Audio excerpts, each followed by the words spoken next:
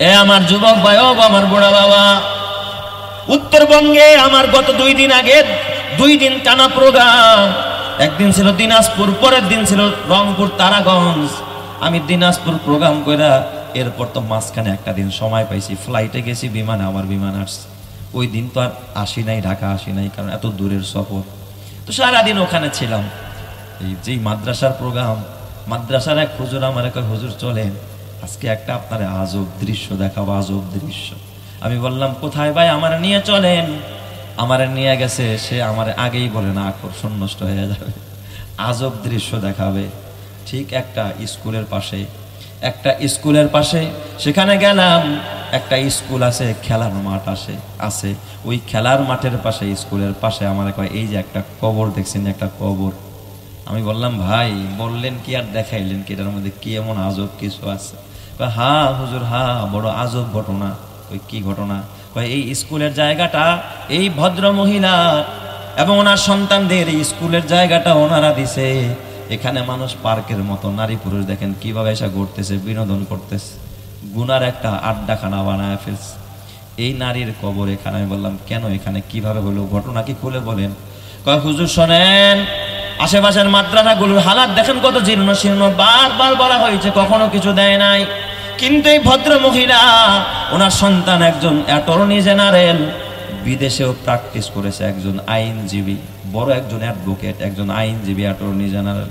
তার মানে উচ্চ শিক্ষিত। ওনার মেয়েও বিদেশে, কানাডার সিটিজেনশিপ, ওনার ছেলেও কানাডায় থাকে, সন্তান দুইটাই থাকে প্রবাসে।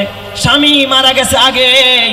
এই ভদ্র মহিলা ঢাকা শহরের গুলশানের এক আভিজাত বৃদ্ধাশ্রমের মধ্যে এই মহিলাটা 7-8 বছর যাবত ওই বৃদ্ধাশ্রমে কাটায়। বলেন তো, বৃদ্ধাশ্রম যতই ভিআইপি হোক না কেন, বৃদ্ধাশ্রম তো বৃদ্ধাশ্রমেই। কথা ঠিক না ব্যাঠিক জোরে কন? বৃদ্ধাশ্রমে ছিলেন, ছেলেও বিদেশে, মেয়েও বিদেশে, খবর নেওয়ার মানুষ নাই। ওই জায়গায় মারা গেছে, লাশ আনার মতো কোনো লোক নাই। কে তার কাফন পড়াবে, কে তার দাফন দিবে, তাকে জানাজা পড়ানোর মতো মানুষ নাই। কারণ স্কুলের কে যাবে, কোন ছাত্র যাবে, কোন শিক্ষক যাবে, খবর নেওয়ার মতো মানুষ নাই। সেখান থেকে, বিদেশ থেকে কার মাধ্যমে, কোন সংস্থার মাধ্যমে তার লাশ দেশে পাঠানো হয়। হুজুর আমরা জানাজায় এসেছি, এমন কোন মানুষ নাই, কাঁদে নাই। একটাই মাত্র কারণ, আহারে এই ভদ্র মহিলা, অথচ এই জায়গাটার ভিতরে যদি একটা কোরআনের ঘর করত, একটা এতিমখানা বানাইতো, কিয়ামত পর্যন্ত এখানে যত কোরআনের তেলাওয়াত হইতো, যত হাদিসের আমল হইতো, যত তাহাজ্জুদের আমল হইতো, প্রত্যেকটা আমলের সওয়াব ওই নারীর কবরের মধ্যে কিয়ামত পর্যন্ত যাইতে থাকতো। কথা ঠিক না ব্যাঠিক জোরে কান? এই জন্য আমার পর্দারের মা, কারো টাকায় সিনেমা হয়, কারো টাকায় মা দুনিয়ার টয়লেট হয়, কারো টাকায় ঘর হয়, কারো টাকায় বিল্ডিং হয়। কিন্তু মা তুমি যাই না রাখো, তুমি যদি কালকে মরে যাও, নাকের ফুল সাথে যাবে না, কানের দুল যাবে না, গলার মালা যাবে না, হাতের বালা যাবে না। ও মা, তোমার এই দামি টয়লেটটা তোমার কবরে যাবে না। মা গো, তুমি যা দান করে গেলা, যা আমল করে গেলা, এটাই তোমার সঙ্গে যাবে মা। এই জন্য হাতে পায়ে ধরে বলি, খবরদার, যা কিছু করবা আখিরাতের জন্য করো, আমার আল্লাহ তোমারে জান্নাত দিয়া দিবে। কথা ঠিক না ব্যাঠিক জোরে কন? আমি বললাম ভাই, তাহলে তার সন্তান নাকি কোনো খবর নেয় না। কয় সন্তানদেরকে নাকি ফোন করা হয়েছে, সন্তানরা বলছে আমার মা বাবা যেমন আমার জন্য করছে, আমরাও আমাদের সন্তানদের জন্য তেমন করতেছি, সমস্যা কোথায়? মারটা মায় করছে, এখন মায়ের পাচ্ছে তো মা পাচ্ছে, সমস্যা কি? এ আমার বাবা, তারা আখিরাত বুঝে না, মায়ের ইজ্জত বুঝে না, মায়ের কদর বুঝে না। এ যুবক ভাই, কোনো আলেমের মা বৃদ্ধাশ্রমে যায় না, কোনো ইমামের মা বৃদ্ধাশ্রমে যায় না। ওই মায়ের জীবন বড় ধন্য, যেই মায়ের সন্তানটা মাদ্রাসায় পড়ে। ওই বাবার জীবন বড় ধন্য, যেই বাবার সন্তানটা মাদ্রাসায় পড়ে। ওই বাবার জীবন ধন্য, যে মাদ্রাসার একজন সদস্য হয়। ওই মায়ের জীবন ধন্য, যেই মা মাদ্রাসার একজন সদস্য হয়, কোরআনের ঘর বানায়, মসজিদ বানায়, মাদ্রাসা বানায়। কিয়ামতের ময়দানে এই মসজিদ আর মাদ্রাসা ওই মারে সুপারিশ করে খোদার জান্নাতে নিয়ে যাবে। কথা ঠিক না ব্যাঠিক জোরে কন? এ আমার বাবা, এই জন্যই দুনিয়াতে যতই বলো এটা আমার, এই গাড়ি আমার, এই বাড়ি আমার, এই সন্তান আমার, এই ফ্ল্যাট আমার, এই জমিদারি আমার, এই ব্যবসা আমার, এই চাকরি আমার, এই পদ আমার, চেয়ারম্যানই আমার, মেম্বারি আমার, ওসিগিরি আমার, ডিসিগিরি আমার, কিয়ামতের ময়দানে কোনো কাজে আসবে না। কথা ঠিক না ব্যাঠিক জোরে কন। এই দুনিয়াতে তুমি যতই করো আমার আমার, চোখ বুঝেই দেখো লাগবে তোমার শুধু যে আধার। যাদের প্রেমেতে তুমি গো আজ হলে দিওয়ানা, এরা জেনে নাও কেউ কবরের সাথী হবে না। যাদের প্রেমেতে তুমি গো আজ হলে দিওয়ানা, এরা জেনে নাও কেউ কবরের সাথী হবে না। কেউ বুঝা তোমার নিবে না সেই হাসর ময়দানে, কেউ বুঝা তোমার নিবে না সেই হাসর ময়দানে। কি আমল তুমি করলে নিয়ে যাবে সেইখানে, ফুল ফোটে যেমন ঝরে তেমন খোদার বাগানে। আয়ু কতক্ষণ কার এখানে কে বলো জানে। তাই থাকতে সময় নাও বুঝে ভাই জীবনের মানে, সব আছে লেখা দেখে নাও ওই আয়াতে কোরআনে। এই মহল কোঠা সোনা দানা সব পরে রবে, এই সব কবরে নিয়ে গেছে কে বলো কবে। এই মহল কোঠা সোনা দানা সব পরে রবে, এই সব কবরে নিয়ে গেছে কে বলো কবে। 2 গজ জমি কয়েক গজের ওই সাদা কাফন, শুধু এইটুকুতেই হবে তোমার জেনে নাও দাফন। যা পুঁজি তোমার এখনো তার বুঝলে না মানে, কি আমল তুমি করলে নিয়ে যাবে সেইখানে। ফুল ফোটে যেমন ঝরে তেমন খোদার বাগানে, আয়ু কতক্ষণ কার এখানে কে বলো জানে। আল্লাহ তুমি বুঝার তৌফিক দাও, জোরে কর আমিন।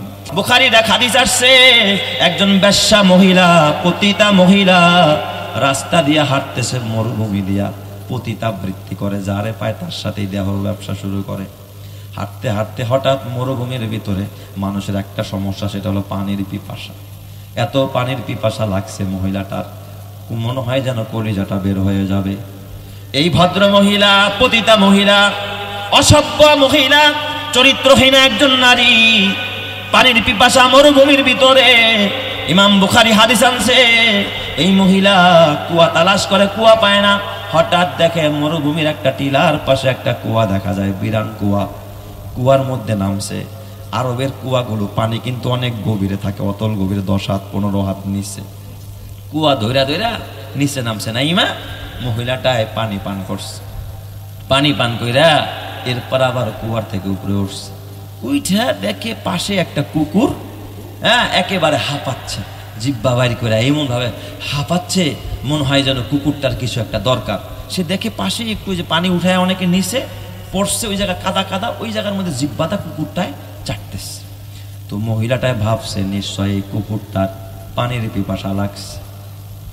যদিও অসভ্য মহিলা, চরিত্রহীনা মহিলা, এই মহিলা একজন পতিতা মহিলা, আমল করে না, আল্লাহর প্রতিও তার ওই আস্থা নাই। ওইটা দেখে কুকুরটা জিব্বাটা বাইর করে পানির জন্য এভাবে হাঁপাইতেছে। মহিলারা তৎক্ষণাৎ কি করবে, আবার নিচে পায়ের মোজা খুলছে। তৎকালীন যুগের মানুষ মোজা পরতো চামড়ার মোজা, আমাদের মধ্যে কাপড়ের মোজা না, কিসের মোজা? চামড়ার মোজা। পানি ভরলেও এই চামড়ার মোজা থেকে এক ফোঁটা পানি নিচে পড়ে না। উনি মোজা খুলছে, মোজা খুইলা চামড়ার 2টা মোজার মধ্যে কুয়ার মধ্যে নাইমা পানি ভরছে। এবার এই মোজা তো এমন এক মোজা, বান্দারও কোনো ব্যবস্থা নাই যে পানির মুখ খাও নাই যে আটকায় দেবে বোতলের মুখ, পানি পড়বে না। 2 হাতে 2টা মোজা। এখন কুয়ার থেকে যদি খাড়া হয়, উঠতে হলে তো কুয়া ধরতে হবে না, নাহলে কি উঠতে পারবে? উঠতে পারে না। এবার সে কি করবে? এই মহিলাটা ওই মোজা 2টা, কিতাবের মধ্যে বুখারীর শরীফের মধ্যে আসছে, 2টা দাঁত দিয়া মোজাটাকে এইভাবে কামড়ায়া ধরছে, পানি যেন পড়া না যায়। এরপরে এই মহিলাটা 2টা হাত দিয়া কুয়াটা ধইরা ধইরা, তার মানে অনেক কষ্ট করে পানি উঠাইছে। বুঝলেন না আপনারা? মোজার মধ্যে পানি পড়ছে, দাঁত দিয়া কামড়ায়া মোজা ধরছে। এরপরে কুয়া বায়া বায়া ছাইড দিয়া ধইরা ধইরা কি করছে, উপরে উঠছে। উইঠা এই কুকুরের মুখে ওই মোজার থেকে পানি ঢেলে দিচ্ছে। আরশের মালিক দৃশ্যটা দেখে মুস্কি হাইসা দিছে। সুবহানাল্লাহ জোরে কোন সবাই, আরো জোরে কোন আল্লাহু আকবার। আমার আল্লাহ খুশি হয়ে গেছে। একজন বেশ্যা মহিলা, চরিত্রহীনা নারী, এই নারীটা কুকুরের মুখে পানি দিছে। কুকুরটা তার জীবন ফিরে পাইছে। আরশের মালিক আল্লাহর নবী ডাক দিয়া বলে, আরশের মালিক খুশি হইয়া এই মহিলার অতীত জিন্দেগীর সব গুনাহ মাফ কইরা এই মহিলার নামটা জাহান্নামের খাতা থেকে কাইটা আল্লাহ রাব্বুল আলামিন জান্নাতের খাতায় উঠায়া দিছে। চিৎকার মেরে কন্না আল্লাহু আকবার। এই জন্য আমার যুবক ভাই, একটা কুকুরে পানি খাওয়ায় যদি একজন পতিতা মহিলা জান্নাতে যাইতে পারে, তুমি যদি ওয়ারাসাতুল আম্বিয়া, নায়েবে নবী, আলেম, এ বাবা হাফেজে কোরআন একজন এতিমের মুখে খাবার দিতে পারো, এতিমের মুখে পানি দিতে পারো, এতিমের মাথা গুজা ঠাই করতে পারো, এতিমের বাসস্থান করতে পারো, কসম আল্লাহ, আমার আল্লাহ তোমার জন্য জান্নাতের ঘর বানায়া দিবে। কথা ঠিক না ব্যাঠিক জোরে কও। এই জন্য আমার বাবা, কুকুরে পানি খাওয়ায় মানুষ জান্নাতে যায়। এখন কিন্তু আপনি খালি কুকুর তালাশ করে খালি কুকুরই পানি খাওয়ায়েন না। আলেম ওলামা ওয়ারাসাতুল আম্বিয়া অনেক মানুষ না খাইতেছে কুকুররা এখন পানির কারণে মরে না। অনেক মাদ্রাসা আছে, এতিমখানা আছে, অনেক জায়গা আছে, দেখবেন বাবা পতিতার জন্য জায়গা হয়, সিনেমার জন্য জায়গা হয়, খেলার মাঠের জন্য জায়গা হয়, ঘর হয়, কত কিছু হয়।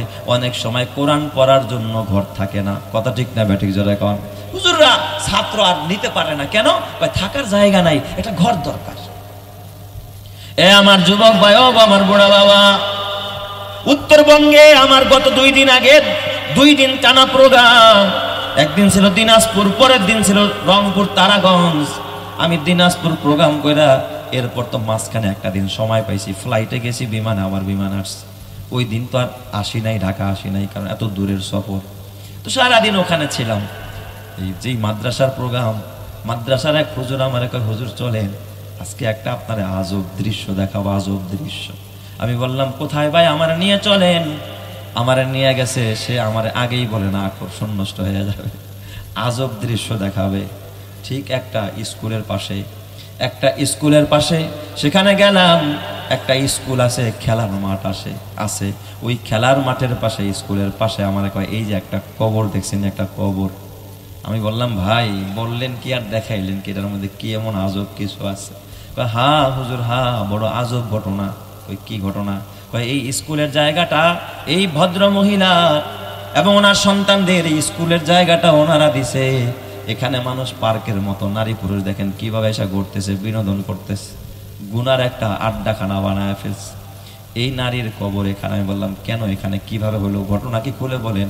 কয় হুজুর শোনেন, আশেপাশের মাদ্রাসাগুলোর হালাত দেখেন কত জীর্ণ শীর্ণ, বারবার বলা হয়েছে, কখনো কিছু দেয় নাই। কিন্তু এই ভদ্র মহিলা, ওনার সন্তান একজন অ্যাটর্নি জেনারেল, বিদেশেও প্র্যাকটিস করেছে, একজন আইনজীবী, বড় একজন অ্যাডভোকেট, একজন আইনজীবী, অ্যাটর্নি জেনারেল। তার মানে উচ্চ শিক্ষিত। ওনার মেয়েও বিদেশে, কানাডার সিটিজেনশিপ, ওনার ছেলেও কানাডায় থাকে, সন্তান দুইটাই থাকে প্রবাসে, স্বামী মারা গেছে আগে। এই ভদ্র মহিলা ঢাকা শহরের গুলশানের এক আভিজাত বৃদ্ধাশ্রমের মধ্যে এই মহিলাটা 7-8 বছর যাবত ওই বৃদ্ধাশ্রমে কাটায়। বলেন তো, বৃদ্ধাশ্রম যতই ভিআইপি হোক না কেন, বৃদ্ধাশ্রম তো বৃদ্ধাশ্রমেই। কথা ঠিক না ব্যাঠিক জোরে কন। বৃদ্ধাশ্রমে ছিলেন, ছেলেও বিদেশে, মেয়েও বিদেশে, খবর নেওয়ার মানুষ নাই। ওই জায়গায় মারা গেছে, লাশ আনার মতো কোনো লোক নাই। কে তার কাফন পড়াবে, কে তার দাফন দিবে, তাকে জানাজা পড়ানোর মতো মানুষ নাই। কারণ স্কুলের কে যাবে, কোন ছাত্র যাবে, কোন শিক্ষক যাবে, খবর নেওয়ার মতো মানুষ নাই। সেখান থেকে বিদেশ থেকে কার মাধ্যমে, কোন সংস্থার মাধ্যমে তার লাশ দেশে পাঠানো হয়। হুজুর আমরা জানাজায় এসেছি, এমন কোন মানুষ নাই, কাঁদে নাই, একটাই মাত্র কারণ, আহারে এই ভদ্র মহিলা, অথচ এই জায়গাটার ভিতরে যদি একটা কোরআনের ঘর করত, একটা এতিমখানা বানাইতো, কিয়ামত পর্যন্ত এখানে যত কোরআনের তেলাওয়াত হইতো, যত হাদিসের আমল হইতো, যত তাহাজ্জুদের আমল হইতো, প্রত্যেকটা আমলের সওয়াব ওই নারীর কবরের মধ্যে কিয়ামত পর্যন্ত যাইতে থাকতো। কথা ঠিক না ব্যাঠিক জোরে কান।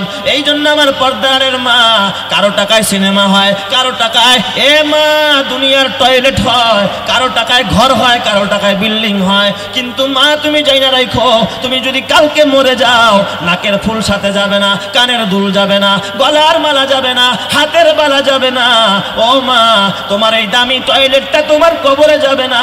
মা গো, তুমি যা দান করে গেলা, যা আমল করে গেলা, এটাই তোমার সঙ্গে যাবে মা। এই জন্য হাতে পায়ে ধরে বলি, খবরদার, যা কিছু করবা আখিরাতের জন্য করো, আমার আল্লাহ তোমারে জান্নাত দিয়া দিবে। কথা ঠিক না ব্যাঠিক জোরে কন। আমি বললাম ভাই তাহলে তার সন্তানরা কি কোনো খবর নেয় না? কয় সন্তানদেরকে নাকি ফোন করা হয়েছে, সন্তানরা বলছে আমার মা বাবা যেমন আমার জন্য করছে আমরাও আমাদের সন্তানদের জন্য তেমন করতেছি, সমস্যা কোথায়? মারটা মায় করছে, এখন মায়ের পাচ্ছে তো মা পাচ্ছে, সমস্যা কি? এ আমার বাবা, তারা আখিরাত বুঝে না, মায়ের ইজ্জত বুঝে না, মায়ের কদর বুঝে না। এ যুবক ভাই, কোনো আলেমের মা বৃদ্ধাশ্রমে যায় না, কোনো ইমামের মা বৃদ্ধাশ্রমে যায় না। ওই মায়ের জীবন বড় ধন্য, যেই মায়ের সন্তানটা মাদ্রাসায় পড়ে। ওই বাবার জীবন বড় ধন্য, যেই বাবার সন্তানটা মাদ্রাসায় পড়ে। ওই বাবার জীবন ধন্য যে মাদ্রাসার একজন সদস্য হয়। ওই মায়ের জীবন ধন্য যেই মা মাদ্রাসার একজন সদস্য হয়, কোরআনের ঘর বানায়, মসজিদ বানায়, মাদ্রাসা বানায়। কিয়ামতের ময়দানে এই মসজিদ আর মাদ্রাসা ওই মারে সুপারিশ করে খোদার জান্নাতে নিয়ে যাবে। কথা ঠিক না ব্যাঠিক? জোরে কান। এ আমার বাবা, এই জন্যই দুনিয়াতে যতই বলো এটা আমার, এই গাড়ি আমার, এই বাড়ি আমার, এই সন্তান আমার, এই ফ্ল্যাট আমার, এই জমিদারি আমার, এই ব্যবসা আমার, এই চাকরি আমার, এই পদ আমার, চেয়ারম্যানি আমার, মেম্বারি আমার, ওসিগিরি আমার, ডিসিগিরি আমার, কিয়ামতের ময়দানে কোনো কাজে আসবে না। কথা ঠিক না ব্যাঠিক? জোরে কান। এই দুনিয়াতে তুমি যতই করো আমার আমার, চোখ বুঝেই দেখো লাগবে তোমার শুধু যে আধার। যাদের প্রেমেতে তুমি গো আজ হলে দিওয়ানা, এরা জেনে নাও কেউ কবরের সাথী হবে না। যাদের প্রেমেতে তুমি গো আজ হলে দিওয়ানা, এরা জেনে নাও কেউ কবরের সাথী হবে না।